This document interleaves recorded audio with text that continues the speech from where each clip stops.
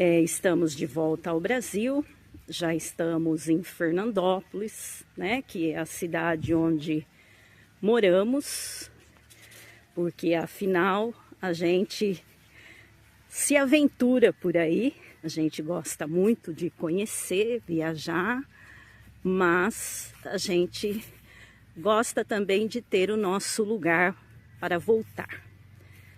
Nos aventuramos por aí com a Frida, mas temos a nossa família aqui, nossas mães que já são de idade, nossos filhos, e a gente gosta sempre de voltar, né? Ter o nosso cantinho aqui também. E aqui a Frida fica guardadinha, já está limpinha, chegou muito suja, mas agora já está aí, ó, limpinha, guardadinha. E a gente vai conversar um pouco, contar um pouco como foi a nossa experiência no Peru, né? Foram 2 meses no Peru e quase 3 meses de viagem, né? Entre a ida, a permanência no Peru e a volta. Então a gente vai falar um pouco das nossas impressões, o que a gente achou e falar um pouco, né, mais algumas coisas que às vezes no vídeo a gente foi deixando e foi passando. Agora a gente tem tudo no papel, quilometragem, gastos, os lugares que ficamos, né, todas as nossas impressões a gente vai estar falando, fazendo aí um resumão da nossa experiência no Peru. Então vamos fazer um resumo agora de como foi a nossa aventura pelo Peru. Foram 2 meses conhecendo o Peru. Então nós, nesse trajeto todo dessa viagem que nós fizemos, nós rodamos 12.800 quilômetros, sendo que 6.040 mais ou menos foi dentro do próprio Peru. Então nós conhecemos muitos lugares lá e que deu essa quilometragem. É claro que para você chegar no Peru, tem uma distância muito grande, nós estamos longe aqui da nossa cidade. Nós voltamos até o Acre em torno de 3.250 quilômetros para entrar no Peru. E o restante da quilometragem foi na sequência, que foi, nós voltamos pelo Chile, Argentina e de novo de Foz do Iguaçu até aqui na nossa cidade também. Então, praticamente metade dessa quilometragem foi no trajeto tanto de ida como de volta do Peru. Então o Peru está bem distante de nós, né? Então por isso que deu essa quilometragem. E falando em termos de consumo, o preço de diesel, que muitas pessoas nos perguntam, né? A nossa van fez em torno de, nosso motorhome no caso, né? Ela fez em média 9,7 por litro de diesel. Então é uma economia boa, porque é um veículo pesado, então foi bem econômica. A média dela gira isso aí, 9,7, 10, 10,5 no máximo, depende do trecho que você faz. Como nós pegamos no Peru uma região muito montanhosa, que as marchas são, às vezes você anda até em primeira, segunda, subindo montanhas, né? Então sempre o consumo muda um pouco. Quando você pega um trecho mais plano, então ela deslancha melhor, aí o consumo aumenta um pouco, assim, diminui o consumo. Ela faz 10,5 e tal. Mas no geral deu 9,7, que é um consumo excelente para um veículo desse porte. E falando em preço também de diesel, nós chegamos a pagar 6,60, alguns lugares 5 e... Nessa faixa, 5,80, 6,60. Que é um valor até mais ou menos equivalente ao do Brasil. E em alguns lugares até mais barato. Porque... Só que como lá no Peru não tem o S10, eles têm o S500 e o S50. E esses veículos novos que está saindo a diesel agora, é permitido colocar o S50, que é um diesel chamado Euro. Então ele é permitido colocar nesses veículos sem problema de causar problema no motor e outros equipamentos. Que seria o equivalente, Equivalente ao ao nosso S10. S10. Nós temos aqui no Brasil o S500, temos o S50 também e tem o S10. A gente usa o S10 aqui porque já existe a especificação. Nesse veículo nosso, por exemplo, você pode usar S10 ou S50, que é o que tem no Peru lá. Então, sem problema algum. E foi assim bem legal essa viagem nossa. Isso. Então, em relação ao preço do combustível, por exemplo, no Acre nós pagamos R$7 o litro. Então, mais caro, mais caro do que no Peru, né? E em relação à questão de abastecimento de água na Frida, foi super tranquilo. Em todos os lugares no Peru que a gente parava nos postos, abastecendo ou não, eles cediam a água. Não tivemos problema, né? No Peru tem uma facilidade, o seguinte, normalmente aqui no Brasil, quando você vai abastecer de combustível, a torneira de água está ali próxima à bomba ali. Às vezes até atrapalha, porque talvez você queira abastecer com água, aí o cara fala, mas aí vai atrapalhar o abastecimento, aí você tem que mudar uma posição e tal. Lá no Peru tem uma facilidade o seguinte, todos os postos têm uma torneira para abastecer de água e de ar, para calibrar pneu, longe das bombas. Então tem um lugar que está escrito ar e água. Então é longe da bomba. Todos os postos é esse esquema. Então, é importante o seguinte, na aduana, quando nós fizemos a entrada no Peru, ali no Acre, eles nos orientou para fazer o seguro SWAT, que é um seguro obrigatório contra terceiros, caso você atropelar alguém, bater em algum carro e tal. Então, é uma forma de você de garantir o pagamento lá para a pessoa que foi atingida por isso. Então, nos orientou a procurar a próxima cidade maior para fazer, porque ali na fronteira tem cidades pequenas, não tem posto de segurador, essas coisas. Então, nós fizemos em Puerto Maldonado. Andamos mais de 100 quilômetros até chegar a Puerto Maldonado. E lá nós procuramos lá uma seguradora, fizemos esse seguro. Foi em torno de R$134 para 2 meses. Então, é um seguro barato que se você não fizer e a polícia parar e pedir, você vai ter uma confusão, vai dar muito problema, aí eles vão... Aí é sempre complicado esse tipo de coisa. Então nós fizemos esse seguro e até teve uma única barreira nos pediu ele. E nós mostramos aí tranquilo. Aí ele pediu o documento do carro, passaporte, essas coisas, foi tranquilo. Então é importante fazer realmente esse seguro, porque, por exemplo, no Chile não precisa fazer esse seguro. Na Argentina tem a carta verde, que é o Mercosul. Então, nos lugares que realmente precisa, tem que fazer. Então, foi assim, super tranquilo. A polícia nos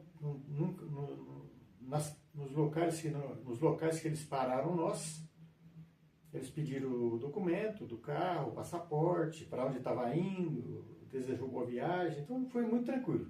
A polícia não nos deu trabalho nenhum no Peru. Super tranquilo, muito educados. Pedágio, no caso. Tem vários pedágios, principalmente na Pan-Americana. Também é bem mais barato que no Brasil os pedágios. Pagamento em dinheiro mesmo, normal, sem problema. Isso, sempre em dinheiro. Eles não aceitam cartão nos pedágios. E foi em torno de 6 a 12 reais. Isso, nessa faixa. Nada além disso. Outra coisa importante a frisar a respeito de pagamentos, de que você vai gastar com combustível, qualquer gasto que você vai ter lá no Peru, mercado, essas coisas. Então, o Peru, nesse caso, ainda está assim, não é em todos os lugares que aceita cartão. Nós temos um cartão internacional que fizemos, e que a gente procura pagar tudo com cartão para evitar carregar muito dinheiro. Mas é importante sempre levar um dinheiro, porque você não sabe o que vai acontecer. Talvez você, de repente, precise para pagar alguma coisa. Então, no caso de pedágio, você tem que ter o dinheiro, isso é certo. Agora, em mercados, por exemplo, alguns mercados de rede, eles aceitam cartão. Nós pagamos cartão. Postos de gasolina, a maioria estava aceitando cartão. A maioria não, acho que praticamente todos que nós abastecemos aceitam cartão. Sim. O problema maior é o seguinte, pequenos comércios, padaria, feira, esse lugar. Aqui no Brasil, em qualquer lugar, você paga com cartão hoje em dia. Nesses locais lá no Peru não recebe tarjeta que eles falam, né? Então é só dinheiro. Isso, e até restaurante, tiveram 2 restaurantes que a gente foi, Isso. inclusive um em Águas Calientes, que é uma cidade super turística, e não aceitava cartão, Então, só dinheiro. Então a maioria em cidade pequena principalmente é tudo dinheiro. Você tem que levar uma reservinha, se você for fazer alguma comprinha, você tem que... Passou por uma cidade grande, né? Se você usa o cartão, já vai num caixa eletrônico e... tem banco em toda a cidade, até cidade pequena, você vai, por exemplo, no caso do Peru, o Banco de la Nación, por exemplo, teve lugar no seguinte, que nós tinha o banco, mas não tava, no caixa não tinha dinheiro disponível. Dinheiro, talvez não tinha cidade dinheiro disponível, menor é mais complicado. Ou o caixa estava com defeito, alguma coisa assim. Mas nós não tivemos assim, muita dificuldade para sacar, porque a gente ia numa cidade um pouquinho maior, já tinha vários bancos. Quando não tinha o Banco da Nación, tinha outros bancos. A gente sacava normalmente. E não cobra taxa. Não cobra taxa. Esse Banco de la Nación. E a gente paga só aquela taxinha do IOF lá, que é pequena, né? Do cartão internacional, esse que a gente tem, a gente está pagando 1%. Isso. Né? E em relação a questão de comida, as pessoas perguntam, né? É muito caro no Peru? Apesar do sol estar mais valorizado em relação ao real, né? A gente pagava 1,40 em 1 soles, mas a parte de alimentação no Peru não é muito cara. O combustível estava equivalente ao nosso, e em mercado grande é equivalente ao nosso. Em feiras, né, a parte de legumes, verduras, frutas, bem mais barato que no Brasil. Uma coisa que é mais cara é a carne vermelha.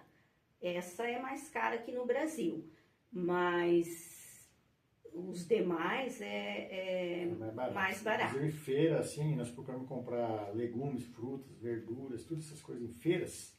Bem porque mais no Peru barato. é assim, tem uma tradição de muitas feiras, muita barraquinha na beira da rodovia para vender produtos.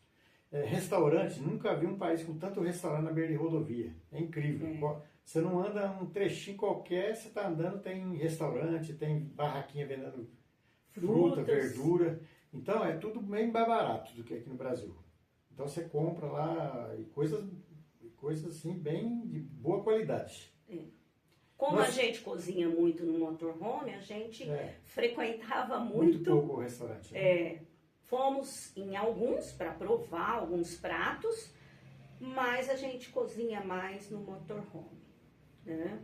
E aí a gente ia muito nos mercadinhos, nas feiras, até porque é interessante também para conhecer e ver a diversidade, né, o que tem ali no país e que às vezes não tem aqui. Né? Nós evitamos, assim, por exemplo, uma coisa que eu falo, a gente evita um pouco comprar algumas coisas em feiras que está exposto ali, tipo carne, frango, essas coisas, peixe, essas coisas, que no Peru tem assim, eles deixam muito expostos assim, sem uma refrigeração.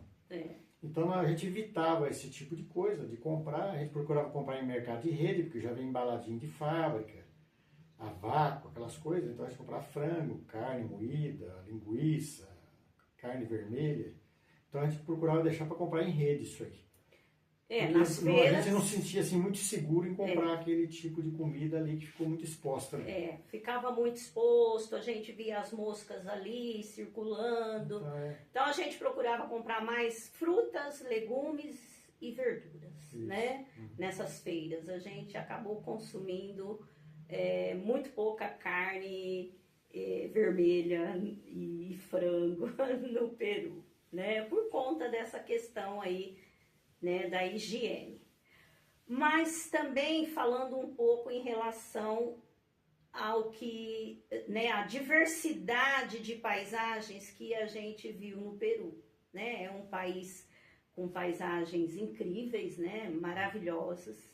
A gente entrou pelo Acre e ali você já entra, é a floresta amazônica peruana. E é uma parte muito preservada, né, amor? Muito preservada. rodamos... Muitos quilômetros. Às vezes tem alguns garimpos, né? Tem um lugar, inclusive, que tem os maiores garimpos, acho que, do mundo. É uma cidade que se formou na beira da rodovia. Mas, de um modo geral, é bem preservada a floresta amazônica. Tem alguns lugares, mas muito bonito mesmo. Você passa na rodovia, é só floresta dos dois lados, assim, que você só vê aquele túnel, assim, muito preservado. E depois que você passa a floresta, aí já começa a cordilheira. Aí a paisagem fica mais bonita ainda. Mais bonita ainda, é incrível. O altiplano, o altiplano, nas alturas lá, que nós andamos muitos trechos, assim, a mais de 4.000 metros, com cidades, paisagens lindas, geleiras, montanhas, vulcões, essas coisas. É uma paisagem muito bonita, né? O máximo que a gente subiu com a nossa Frida, né, de altitude foi a 4.900 metros, isso, né,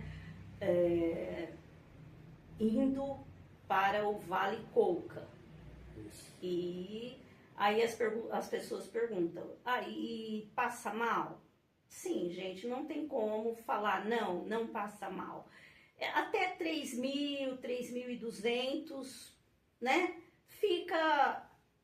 você consegue. Então a gente conheceu desde a floresta amazônica peruana, a gente conheceu boa parte da Cordilheira dos Andes ali no Peru, que eles chamam de Cordilheira Marrom. Nós conhecemos também uma parte da Cordilheira Branca, que é a Cordilheira Nevada.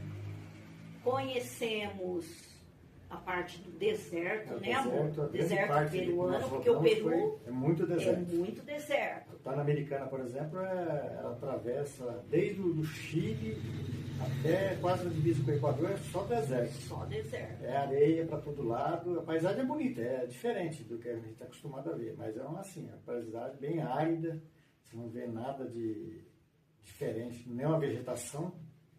Mas é o seguinte, quem quer conhecer os lugares tem que conhecer todo tipo de paisagem, né? Sim. Desde montanhas, desde floresta, deserto, rios, lagos, tudo que aparecer.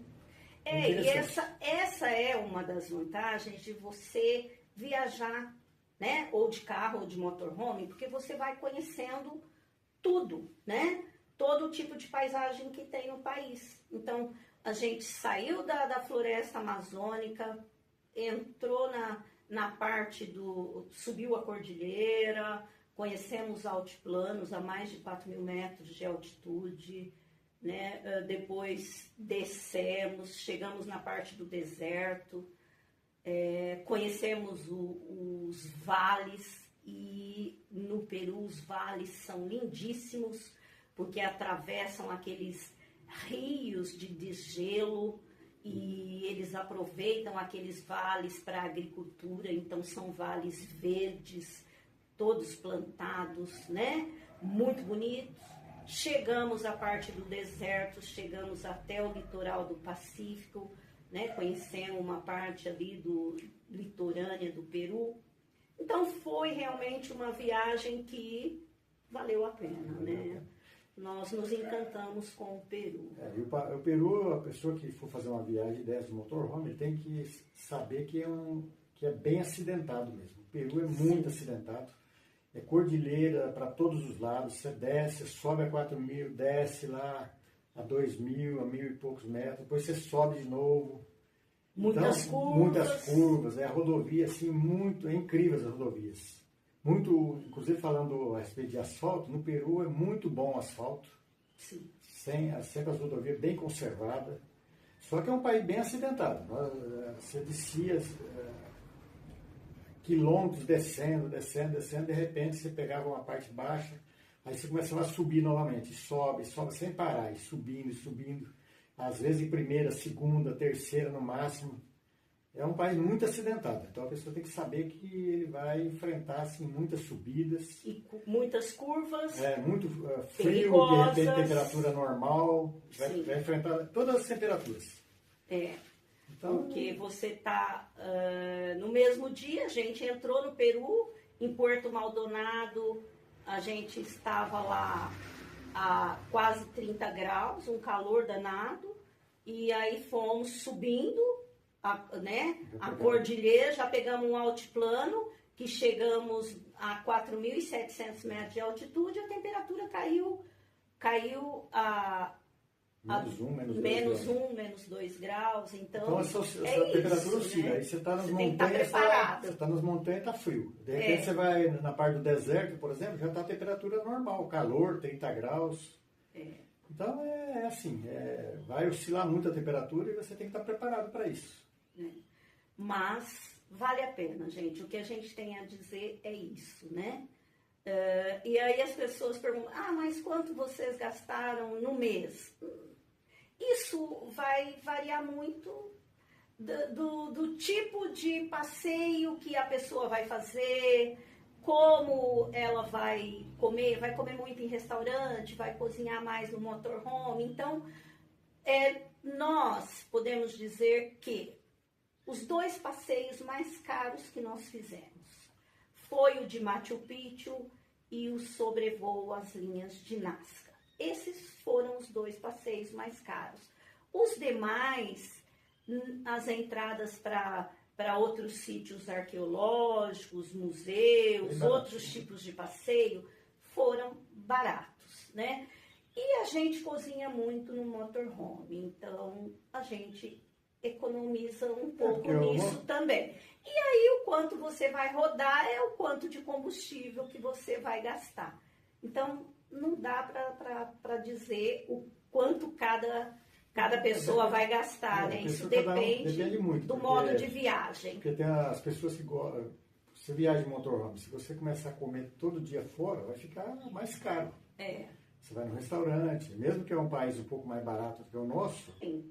Agora, a gente pode até falar o preço mais ou menos do passeio, assim, que teve de Nazca e de Machu Picchu, só para a pessoa ter uma noção. Porque são os 2 mais caros, porque em Nazca, por exemplo, foi 900 reais, né? 900 reais o sobrevoo para o casal. Para o casal. É um passeio mais caro. Um pouco mais caro, porque é um voo que faz lá mais ou menos 40 minutos, né? Sim. 50 minutos. Então ficou um valor um pouquinho mais caro.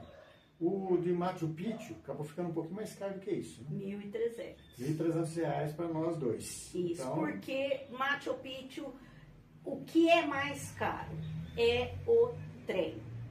Isso. O trem que vai de Ollantaytambo até Águas Calientes. Esse é o mais caro. Esse é o mais caro, ida e volta. Aí você tem depois o ônibus até Machu Picchu e mais a entrada do parque. Mais a entrada ali para conhecer, que não foi tão caro. O mais caro mesmo foi a passagem do trem. Então, 1.300 para os 2. O passeio todo, né? O trem, o ônibus e a entrada no parque lá. Os sítio arqueológico de demais passeios, nós fizemos algum passeio de bug nas dunas lá no mas foi super barato. Bem baratinho. Entradas na Cidade de Barro foi super barata, foi 10 soles por pessoa, que dá o equivalente a 14 reais. Museus bem barato também, tem alguns museus que nós fomos. Que fomos, 5, 10. Outros sítios arqueológicos. Bem baratinho, 5, 10 soles no máximo por pessoa. Isso. Então, não é Estacionamento também barato, porque deixamos, por exemplo, nós fomos até Ollantaytambo, que é o ponto de saída do trem, nós fomos com a Frida e deixamos ela 3 dias no estacionamento. O estacionamento, 24 horas, 15 reais por dia. Aí, falando em estacionamento, ali em Cusco, por exemplo, nós também deixamos o motorhome no estacionamento, bem próximo ali ao centro, dava em torno de 800 metros, nós fomos até a pé, e também pagamos 15 soles por dia. E lá em Lima também nós estacionamos no centro, no Parque das Águas, porque nós não encontramos estacionamento assim que mais próximo do centro histórico. O centro histórico que coubesse a Frida, mas é para veículos pequenos. Aí nós estacionamos no Parque das Águas, também está próximo ali ao centro. 15 e também pagamos mais também. 15 soles também por dia. Então, mas foi assim, poucos estacionamentos que nós pagamos. a maioria mesmo, nós ficamos próximo a ela, andando em cidade pequena. Isso. Então, gente, é isso. É um resumão. Mas os vídeos estão todos aí, né? Da viagem toda, de cada lugar, de todos os passeios que nós fomos. O que a gente quer dizer é que vale a pena conhecer o Peru. Foi muito tranquilo. Tem lugares lindíssimos. Ficamos 2 meses e não conhecemos tudo. Lógico, o país é grande, então ainda tem coisas para conhecer. Nós podemos, numa outra viagem, conhecer mais porque, alguns por exemplo, lugares. Ali subindo até a fronteira com o Equador, de Trujillo para frente, nós não conhecemos. Nós então, não fomos. numa próxima viagem que a gente está querendo conhecer o Equador, a Colômbia, Aí a gente aproveita e conhece essa parte do Peru que nós não conhecemos. conhecemos. Da mesma forma, quando nós voltamos do Peru, nós entramos no Chile da divisa com o Peru até São Pedro também a gente não conhecia. Então nós aproveitamos nessa viagem para conhecer. Para conhecer. Então o destino é um determinado lugar, mas você vai aproveitando e conhecendo pelo caminho. Essa também é outra vantagem. A vantagem do motorhome é você pode mudar o seu roteiro a qualquer momento. Nós mudamos várias vezes, tinha lugar que a gente até não ia, mas depois a gente pesquisamos na internet, vimos que tinha coisas interessantes e nós fomos e acabou nos surpreendendo. Lugares assim que muito bonito e que valeu a pena a gente ter ido. Um desses foi o Vale Colca, que não estava no nosso roteiro e que aí a gente pesquisou e decidiu, porque a gente ia conhecer Arequipa e não fica longe, fica ali na região de Arequipa. E é um vale lindíssimo, né, onde tem um cânion que vale a pena conhecer, é uma região muito bonita. Então, a viagem de motorhome nos proporciona isso. A liberdade de mudar o roteiro mudar a qualquer momento. E também, às vezes você chega num lugar, você fala... não gostei. Não gostei? Vamos embora. Vamos embora, vamos para outro lugar. Então a gente passa, dá uma olhada, não é interessante? Vamos embora, vamos para a próxima. Isso. Então essa é a vantagem de viajar de motorhome ou com veículo próprio, qualquer tipo de transporte. Agora, é um tipo de viagem diferente. Diferente de quem faz uma viagem de turismo, de avião, por exemplo. Você vai num determinado roteiro, chega lá, faz um passeio e volta. Você desce em uma cidade turística, conhece região, ali e volta. Viajando de carro ou de motorhome, você tem essa oportunidade de fazer uma imersão ali naquela cultura mesmo do país, porque você vai conhecendo desde os locais turísticos, os não turísticos, cidades grandes, cidades pequenas, né? Você vai mesmo conhecendo o país, né? A gente, depois desses 2 meses no Peru, podemos agora dizer que a gente conhece um pouquinho do Peru. Um pouquinho. Um pouquinho, gente. Nós tinha ido uma outra vez, há muitos anos atrás, né? De carro também. Mas não era de motorhome, mas só que nós fomos só... Machu Picchu, Cusco... E na época a gente até trabalhava ainda, então não dava para fazer. Foi na época de férias ainda. Férias, rapidinho, né? Conhecemos Cusco, Machu Picchu e Puno, só. Agora não, agora nós podemos dizer que fomos de leste a oeste e norte a sul do Peru. Né? Claro, conhecemos bastante, mas ainda falta muita coisa para conhecer. Alguns lugares que nós vimos até que numa próxima viagem nós vamos conhecer. Sim, e alguns que nós gostamos muito e que a gente pode quer passar novamente. Passar novamente, até porque a gente conheceu pessoas e eles estão cobrando que querem que a gente vá na casa deles, que dessa vez a gente acabou não indo. A gente conheceu num outro lugar e depois a pessoa viu os vídeos e comentou: por que você não passou em nossa cidade? A gente estava lá, podia ter... Nós passamos até na cidade, mas não... Mas foi corrido, né? Foi corrido, então... acabou Então não tivemos a oportunidade de estar ali com eles novamente. E quando a gente for para o Equador, vamos passar novamente para ter mais tempo, porque é muito gostoso fazer amizades, né? Você conhecer outras pessoas de uma cultura diferente e trocar ideias, é muito bacana. Então, gente, vale a pena. Aí eu queria complementar, falando sobre, me perguntaram a respeito de altitude se afeta o funcionamento do motor. Ah, sim. Algumas pessoas nos perguntou isso, eu disse, nós respondemos para a própria pessoa, sim, então, não tem, para nós, nada mudou. O veículo, tanto na altitude como no altiplano, normal, funcionamento normal. Algumas pessoas falam que muita altitude o carro começa a falhar pelo o ar rarefeito, essas coisas. Não tivemos nenhum problema. Foi normal o funcionamento, o desempenho do motor normal, subiu, sem problema algum. Então, eu não sei outros veículos mais antigos, por exemplo, um carro mais antigo, um carburador, algumas coisas, pode dar um probleminha. Mas os veículos de hoje, com injeção eletrônica, essas coisas, é mais difícil dar esse tipo de problema. Os próprios sistemas que compensam isso aí. Então, a respeito disso, tranquilo. Quem quiser ir, pode ir tranquilamente, que não vai ter problema algum. Sem problema nenhum. A única coisa é se você está subindo a cordilheira e está forçando, lógico, que aí você vai reduzindo as marchas, porque não tem como. Então, teve lugar que sim, teve que colocar segunda até uma primeira, né? Teve lugar que teve que colocar, porque era muito íngreme, né? Exatamente. Mas foi tranquila, tá?